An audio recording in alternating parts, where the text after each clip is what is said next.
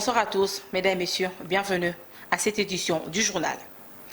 Ouvrons ces journaux avec une brève. Le président de la République, Félix Antoine Tshisekedi Tshilombo, est arrivé à Akaba, en Jordanie, ce mercredi, accompagné de la première dame Denise Nyakirou.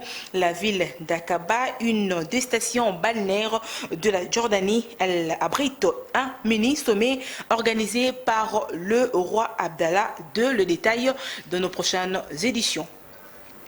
Le chef de l'État, Félix Antoine Tshisekedi Tshilombo, engage un lobbyiste américain pour l'aider à pénétrer les cercles de décision de Washington, révèle une source avec Jocelyne Luanga. Selon des faisceaux d'informations captés par Econews, le président de la République Félix Tshisekedi a fait appel au lobbyiste américain Bayard Partners pour l'aider à pénétrer les cercles de décision de Washington.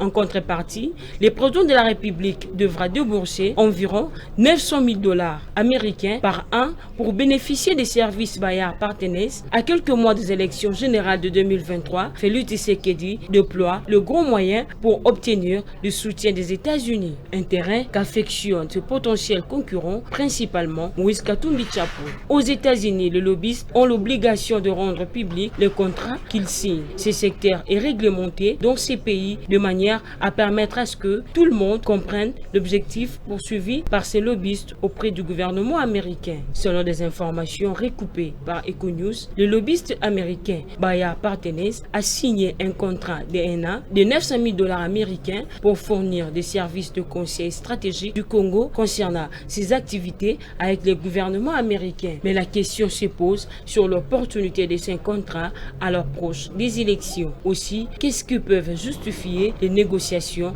autour de ces contrats? La question reste posée. La Chambre basse du Parlement a adopté mardi au cours d'une plénière à l'unanimité le projet de calendrier de travaux de la session ordinaire de mars. Les élus ont décidé la suspension de la pétition de révision de la contribution suite à l'état de siège. Les détails avec Chalisunda. C'est après un long moment de débat sur la répartition de matières retenues en commission que le vote s'est déroulé à main levée. Enfin, le verdict est tombé sur les 45 nouvelles matières inscrites depuis la session dernière. Seules 24 ont été retenues. Au cours de ces débats, plusieurs élus du peuple ont réagi sur les matières inscrites. Entre autres, Délice Sanga a demandé que soit mis en suspens le débat sur la pétition de révision constitutionnelle dont il est co-auteur. Cette demande a été agréée par la plénière souveraine. C'est pour respecter l'article 219 de la Constitution qui interdit sa révision pendant notamment le temps des sièges ou d'urgence. Il faut noter que la pétition de la révision constitutionnelle a été introduite depuis le 24 décembre 2020, co-initiée par le député Délice Sanga, Jean-Marc Mabidi et Simon Poutumulumba, dont 100 000 signatures ont été déjà récoltées. Ici est donc de signaler que cette session sera essentiellement politique avec les réformes électorales pouvant donner à la CENI un outil de travail pour l'organisation des élections présidentielles, législatives et municipales.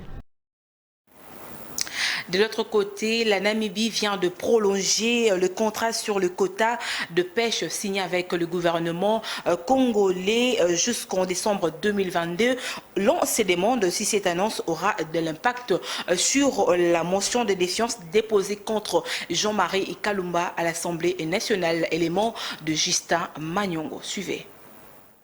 Le gouvernement namibien vient de prolonger les contrats signés avec le gouvernement congolais sur les quotas de pêche de 27 000 tonnes de poissons chanchards dans les eaux namibiennes. Un contrat signé l'année passée à hauteur de 6 millions de $ américains dont la date d'expiration était atteinte sans qu'aucun poisson ne soit pêché. Cette nouvelle vient taire la polémique de ceux qui, dans l'opinion, affirmaient que l'État congolais avait perdu des millions par la faute et l'incompétence de son ministre de l'économie, Jean-Marie Kalumba. L'on se demande si cette décision n'aura pas de l'incidence sur la motion de défiance qui pèse sur le ministre de l'économie, dont la question du quota de pêche était citée parmi les griefs retenus à sa charge. Ceci est une affaire à suivre.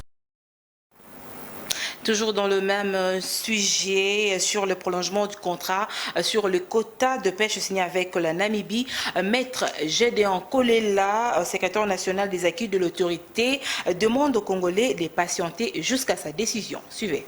Je pense que les gens doivent comprendre une chose, que Tshisekedi a trouvé ce pays qui était dans des conditions misérables, dans lesquelles le régime passé les a plongés.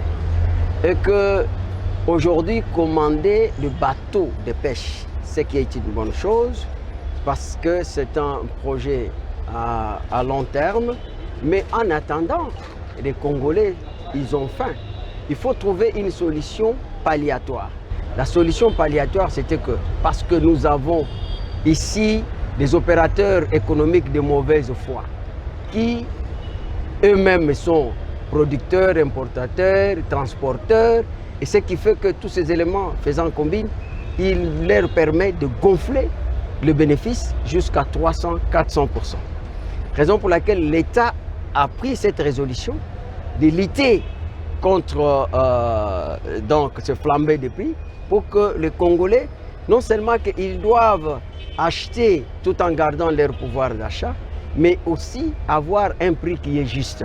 C'est pour cela que cette mesure a été prise. Mais cette mesure, nous disons, c'est une mesure transitoire, mais ce n'est pas une mesure définitive. Parlons autre chose à présent, affaire de détournement de 400 000 $ américains du tournoi interscolaire panafricain au ministère de l'EPST. Le cabinet de Tony Mwaba est éclaboussé par la Transco et visé par une plainte de la société Gradeco pour faux et usage de faux.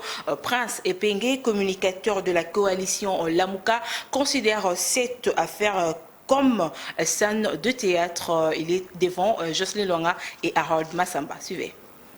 Réagissons au dossier du détournement de fonds alloués au tournoi interscolaire. Prince Epenge parle de théâtre entre l'IGF et le ministère de l'EPST, car ils sont de la même famille de l'UDPS. Il n'y a pas de crime parfait. Je vous avais dit que l'IGF joue le rôle d'une chaîne de chasse. C'est celle qu'on envoie pour débusquer le gibier, et ensuite les négociations vont s'enchaîner au niveau de l'IDPS. Quant au ministère de l'EPST, même la plus belle femme au monde ne peut donner que ce qu'elle a. C'est l'œuvre de l'IDPS. Vous constatez ensemble avec nous que ces gens sont venus pour s'enrichir. Ce qui choque dans ces affaires ici, ce n'est pas une affaire, c'est une suite de scandales financiers. C'est le silence des cathédrales de messieurs les procureurs généraux de la République qui normalement, de temps en temps, doit s'auto-saisir. Le plus important pour nous, c'est que tout ceci soit documenté. Et quand nous allons vivre l'avènement d'un véritable état de droit, tous ces fossoyeurs de la République seront poursuivis, jugés, arrêtés, condamnés pour les faits. Comme on dit, les temps n'effacent pas les crimes. En rapport avec l'adoption du calendrier de matière de la session de mars 2022 à l'Assemblée nationale, ce communicateur de la MOUCA s'exprime en ces termes. Nous n'entendons rien de cette majorité Godio, d'autant plus que c'est lui qui a la procédure du débat, mais c'est Mbosso. Rien que son visage ne nous rassure pas. Nous, la MOUCA, nous restons cohérents, fidèles avec nos idées. Et nous ne sommes pas les seuls d'ailleurs. Nous disons qu'il faut un cadre de consensus, de discussion de la loi électorale, mais aussi de la composition de la CENI. Il faut ce consensus. Si nous voulons préserver la paix sociale, si nous voulons que la République démocratique du Congo marche sur ses deux pieds en 2023, il y a cette impérative nécessité d'avoir une discussion franche entre les parties prenantes. Un jour après, la remise est reprise avec son prédécesseur Sylvestre Ilunkamba, 17 février 2021. L'actuel Premier ministre Jean-Michel Sama Lukonde avait annoncé ses ambitions. Que peut-on retenir du travail du Premier ministre du Warrior une année après? Philippe Mvoupi nous en dit plus. Le gouvernement de Warrior est comparable à une sorte de tour de Babel. À l'arrivée du Premier ministre Sama Lukonde à la tête de l'exécutif national, la majorité de la population congolaise avait espéré un résultat différent que celui de ses prédécesseurs. Sama Lukonde, avec son gouvernement qu'il a dénommé Warrior, c'est-à-dire des guerriers, selon lui, dans son exécutif, seuls les guerriers sont retenus pour monter au front. Des ministres spécialisés dans les combats. Il était allé plus loin jusqu'à dire qu'il marquerait son empreinte dans 2 ans. Quel bilan peut-on tracer à son gouvernement par rapport à ses ambitions depuis sa nomination par le chef de l'État, Félix Tshisekedi, en février 2021 et l'investiture de Warrior le 26 avril 2021? Coup de chapeau à quelques 3 ou 5 ministres sur les 56 qui composent ces gouvernements qui démarquent depuis leur entrée en fonction. Mais le mal est très profond. Les attentes de la population sont énormes et les Warriors ne facilitent pas la tâche à la nation. Parlons de lui-même, le Premier ministre, qui est inexistant là où la population l'attend. La vie devient de plus en plus chère. Le peuple vit dans le noir, sans route et sans à manger. Et surtout, dans l'insécurité totale des tueries en répétition dans l'Est. Pour les Warriors, le bilan des ministres se résume au nombre de réunions, conférences, projets en cours, d'études ou missions effectuées à l'étranger. On note 0 réforme, moins d'initiatives achevées, plus de photos et vidéos de différentes réunions ou descentes sur terrain. Il suffit de suivre le journal de la chaîne nationale pour comprendre tous ces éléments cités. Détention de François Béat, ancien conseiller spécial du chef de l'État en matière de sécurité. Les proches de ces derniers dénoncent la violation de ses droits fondamentaux garantis par la Constitution, plus de 50 jours après son arrestation. Suivez. Il y a plus de 50 jours que François Béat, ancien conseiller spécial du chef de l'État en matière de sécurité et en détention dans les locaux de l'Agence nationale des renseignements, ANER en sigle, sans acte légal d'accusation, dénonce ses proches. Ces derniers dénoncent également la violation manifestement délibérée de ces droits fondamentaux garantis par la Constitution de la RDC et par les instruments juridiques internationaux de protection des droits de l'homme. Ses proches montent au créneau sur les caractères extrêmement arbitraires de son arrestation, qui d'après eux remet en cause le principe de l'état de droit, enfermé à l'ombre du silence, sans jugement, sans assistance d'avocat, ni condamnation, en violation de l'article 18 et 19 de la Constitution 9 de la Déclaration universelle des droits de l'homme. Ces conditions le mettent en insécurité physique, juridique et judiciaire, de même qu'elle place la RDC sur la liste des États prédateurs des droits de l'homme. En dehors de nos frontières, les étudiants congolais de l'Ukraine, réfugiés actuellement en Pologne, seront inscrits aux universités polonaises, a annoncé Hubert Techika, directeur du cabinet du ministre des Affaires sociales, Solidarité et Action humanitaire. Commentaire de Ruth Wumba. Suivez. Bonne nouvelle pour le rescapé étudiant congolais retrouvé en Pologne. Le gouvernement congolais a mis en place un collectif d'avocats polonais en vue de mener les démarches de régularisation du séjour de ces étudiants et assurer leurs inscriptions dans les universités polonaises. Selon Hubert Techika, directeur de cabinet des ministres des Affaires sociales, Solidarité et Action humanitaire de la RDC en séjour en Pologne, il s'agit de près de 200 étudiants congolais qui sont concernés par ces démarches. Aussi seront pris en charge pendant 3 mois en termes de loyer, survie, transport et forfait le bien perdu en Ukraine. À titre de rappel, au début de ces mois, le vice-premier ministre des Affaires étrangères Christophe Lutundula avait informé au gouvernement lors du 43e réunion de ministres que plus de 500 étudiants congolais qui ont fui l'Ukraine avaient réussi à atteindre la Pologne.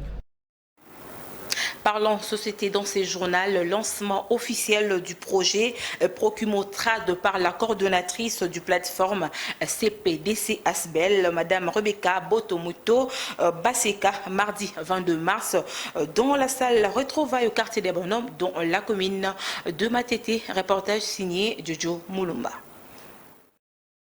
Ces projets consistera à la construction d'une usine moderne de traitement de déchets en vue de garder l'environnement propre, mais aussi la transformation des déchets pour que ceux-ci soient remis sur le marché. C'est au reflet de cette configuration qu'est né Procumotrad. Dans les soucis de lier l'utile à l'agréable, les conseils permanents de développement communautaire qui fonctionnent sous un réseau associatif, sous forme d'un réseau associatif, prône dans le cadre de sa vision et objectifs les valeurs qui visent à répondre de manière participative et contributive aux défis de développement, adhérer tant soit peu aux idéaux visant les progrès, un équilibre social et une existence durable, promouvoir par la suite de valeurs ressources dont regorge notre pays, la République démocratique du Congo, à travers les capitales humaines qui, aujourd'hui, se trouvent dans une désorientation de ces potentiels de base. Cet ASBEL regroupe en son sein les femmes, les hommes, jeunes, vieux, dans le but de valoriser le management, avoir un environnement sain, une bonne santé, mais aussi augmenter l'économie de la RDC. Signalant que ce lancement officiel a connu la présence de plusieurs autorités de marque, entre autres la représentante du conseiller du chef de l'État, Félix Antoine Tshisekedi Tshilombo, en matière de la jeunesse et violente faite à la femme, le bourgmestre de la commune de Massina, le professeur émérite Nsamam Olutu Oscar, fondateur de l'université des Supromades, accompagné de son épouse. La situation sociale dégradante dans la ville de Mbuji-Mayi, dans la province du Kasaï oriental. La population se déplace chaque jour vers la province du Haut-Katanga, précisément à Lubumbashi. Images et commentaires. La situation socio-économique se détériore de jour en jour à Mbuji-Mayi. Les conditions de vie sont devenues insupportables. Conséquence, beaucoup de jeunes et même de tout âge décident d'aller vivre à Lubumbashi, dans la province du Haut-Katanga. Tous embarqués dans le train. Ils voyagent dans de mauvaises conditions, comme ces images amateurs le montrent. Vraiment,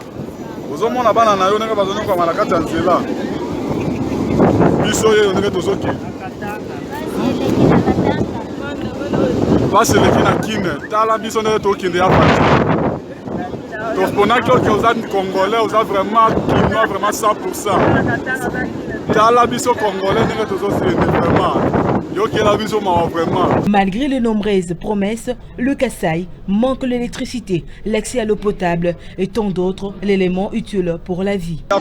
Vraiment.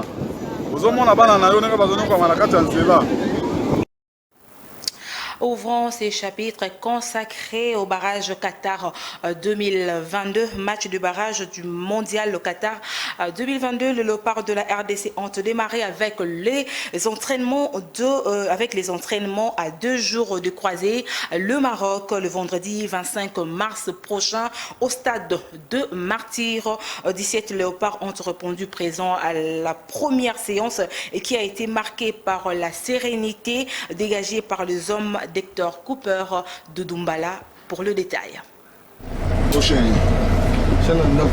RDC Maroc a plus que quelques jours pour assister au choc décisif. Et les léopards qui ont rejoint la tanière dégagent une sérénité sans précédent. Ici, dans les bus qui amènent vers le stade des Martyrs, pour la première séance d'entraînement, les fauves congolais se montrent décontractés, comme pour dire ils sont déjà prêts pour la bataille de ce vendredi. C'était ce matin-là. On est là avant l'entraînement, on va se préparer, on va assister correctement.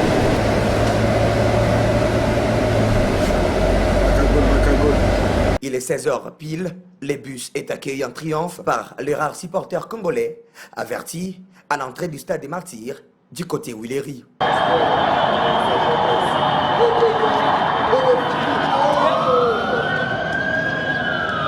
16h10, les hommes d'Hector Cooper sont sur l'heure des Jeux du Stade des Martyrs de la Pentecôte pour une première séance d'entraînement avec un effectif de 17 joueurs.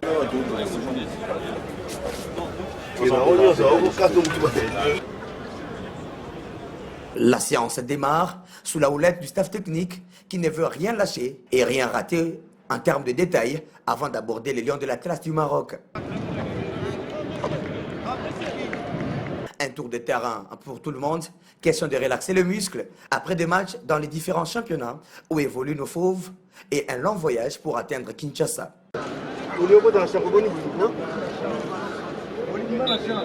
Cette séance du jour, purement axée sur la récupération, a permis au staff technique de remettre tout le monde dans le bain avant de penser aux ateliers tactiques et techniques.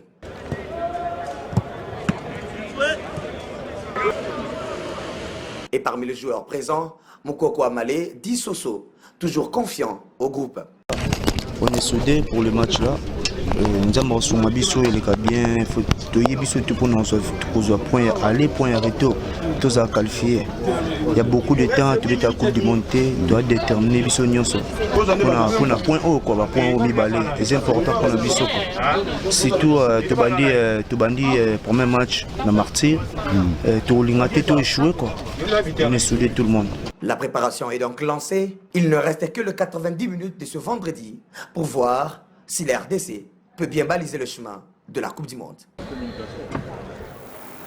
De son côté, Meshak Elia a déclaré forfait de la double confrontation et le sélectionneur Hector Cooper fait appel à Jackson Muleka. Suivez. Meshak Elia a été convoqué par l'entraîneur national Hector Cooper pour la double confrontation de barrage de la Coupe du Monde Qatar 2022 contre le Maroc et il avait manifesté le désir de venir pour défendre les couleurs nationales. Selon les sources proches de Meshak, c'est son club Young Boys qui l'a retenu suite aux préoccupations sécuritaires. D'autres sources font savoir que la FECOFA a été incapable de régler les dossiers de Meshak Elia auprès des grandes instances de football africain. C'est ainsi que les sélectionneurs a fait recours à l'attaquant Jackson Muleka qui évolue en Belgique, annoncé pour ce soir son arrivée à Kinshasa. La RDC jouera avec le Maroc ce vendredi 25 mars au stade de Martyrs de la Pentecôte dans le cadre d'une rencontre sportive de barrage pour la Coupe du Monde Qatar 2022. Les Quinois rencontrés par nos reporters ont donné un point de vue quant à ces. Abdul Mavemba était sur terrain. D'abord, va sélectionner, on est bien. Quand coach Ndem va placer, on a quatre terrain et donc tous les joueurs sont très bons. On a aussi un match pour gagner et puis la qualification.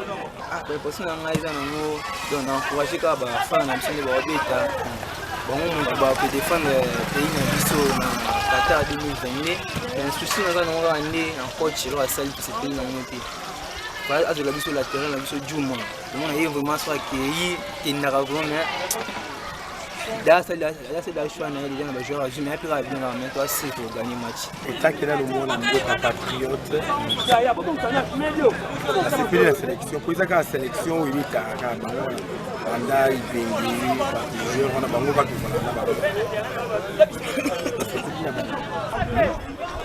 vraiment, si on a réussi à jouer en qualification, c'est chance de côté de nous qualifier pour la mondiale. Et bon, on a monté, il faut comprendre la place est limitée. Après, on a billet, on a primo moyen. Pour ceux qui battent primo bongo, battu baronza la ébélé. Pour battre la limité, on battu prix wana. Bon, match à vendredi, il fait la bien. Bon, c'est un Congolais. Pour l'équipe de Léopard, on appelle ça mini victoire pour Abissou. Par rapport à jouer en débat, mais après ça, mes chers, c'est pas un côté. Liste au Basali, au Bajou, je suis pas bête à rater. Ndeti arrive à Ikoko. C'est pas un côté. Ikoko fera ça rater. Ikoko fera la boue. Et comme on soit bêtiment télé, je dois tirer sur mes tout bêtiment sur le sofa. Presque mettre mon bible, je vais tirer la sauce. Mais match à vendredi, elle a bien tout gagné. Là, si tu gagnes 3-0. Terminons ces dossiers avec une brève match de barrage pour la Coupe du Monde Qatar 2022. La Fédération royale marocaine de football a envoyé une lettre de protestation au secrétariat général de la Confédération africaine de football, CAF en sigle, contre ce qu'elle qualifie d'agissement anti-fair play subi à Kinshasa lors de l'arrivée de son équipe. équipe. La Fédération royale marocaine de football dénonce l'absence du représentant officiel de la Fédération congolaise de football, association FECOFA en sigle. L'indisponibilité de 2 bus qu'ils avaient loués, absence d'un cordon de sécurité qui avait poussé un grand nombre de supporters locaux de les empêcher le passage. Toujours en sport, à 72 heures du championnat d'Afrique centrale de combat libre et arts martiaux modernes, le président de la Fédération congolaise des combats libres, Rodrigue Maswama, confirme l'arrivée du Cameroun et de la Centrafrique. Élément de Enoch Moutela. Suivez. À 72 heures de l'organisation de la première édition du championnat d'Afrique centrale d'arts martiaux, le président de la Fédération congolaise des combats libres et arts martiaux modernes, Rodrigue Maswama, rassure l'opinion sportive congolaise et internationale sur la tenue du championnat à Kinshasa ce vendredi 25 mars au complexe Don Bosco de Massina. Par ailleurs, il confirme en ces termes, cette grande compétition qui réunit l'Afrique centrale est un signal fort pour la République démocratique du Congo, car le pays qui sont déjà peu connus, la RDC, pays organisateur, le Cameroun et la République centrafricaine ont déjà confirmé leur participation. Le Gabon et le Congo-Brazzaville sont aussi attendus. Il s'y est de signaler que la RDC alignera 10 athlètes avec 3 disciplines, à savoir les K1, les MMA et les Shido-Kai-Kan. Vous avez compris que nous sommes à la fin de cette édition du journal. Merci de nous suivre à Madimba, dans la province du Congo central. Mesdames, Messieurs, cette édition du journal est terminée. Au revoir.